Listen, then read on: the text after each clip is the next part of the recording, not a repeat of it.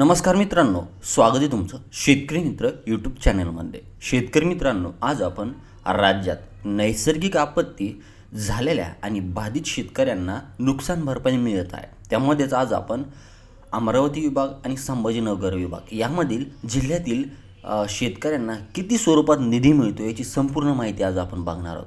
मंडई, राज्यात जी नैसर्गिक आपत्ती आली त्यामुळे शेतकऱ्याचं सोयाबीन असेल, कापूस असेल, ज्या पिकाचं नुकसान झालं त्यामध्ये आता शेतकऱ्यांना निधी देखील मिळतोय। त्यामध्ये काही शेतकऱ्यांच्या खात्यावर आता पैसे देखील जमा होत आहे। त्यामध्येच मित्रांनो, आज आपण आता जिल्ह्यातील शेतकऱ्यांना किती स्वरूपात कसा निधी मिळतो याची संपूर्ण माहिती बघणार आहोत। तर मंडई, अमरावती विभागामध्ये जर बघायला गेलं तर अमरावती जिल्ह्यात 10,135 शेतकऱ्यांना 16,11,81,000 रुपये मिळत आहेत। बुलढाणा जिल्ह्यातील 6,264 शेतकऱ्यांना 6,95,00,000 रुपये मिळतात।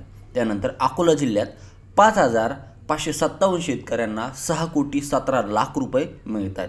यवतमाळ जिल्ह्यातील 5,171 शेतकऱ्यांना 4,26,78,000 रुपये मिळतात। वाशिम जिल्ह्यातील 11,000 शेतकऱ्यांना 11,85,07,000 रुपये मिळत आहेत। आता येतोय संभाजीनगर विभाग। मंडळी, संभाजीनगर विभागामध्ये जर बघायला गेलं तर यामध्ये जालना जिल्हा असेल, बीड जिल्हा असेल, परभणी जिल्हा असेल, त्याचबरोबर आपला बीड जिल्हा असेल, तर यामध्ये शेतकऱ्यांचं जे नुकसान झालं त्यामध्ये जर बघायला गेलं तर सर्वप्रथम लातूर जिल्ह्यात 11,68,079 शेतकऱ्यांना 178,65,64,125 रुपये मिळणार आहे। आता परभणी जिल्ह्यात 1,12,648 शेतकऱ्यांना 21,64,563 रुपये मिळत आहे। बीड जिल्ह्यातील 39,093 शेतकऱ्यांना 30,62,69,903 रुपये मिळत आहेत। छत्रपती संभाजीनगर जिल्ह्यातील 3,619 शेतकऱ्यांना 3,23,67,000 रुपये मिळत आहेत। हिंगोली जिल्ह्यातील 2,408 शेतकऱ्यांना 1,63,56,333 रुपये मिळतात। नांदेड जिल्ह्यातील 1,883 शेतकऱ्यांना 1,58,70,711 रुपये मिळतात।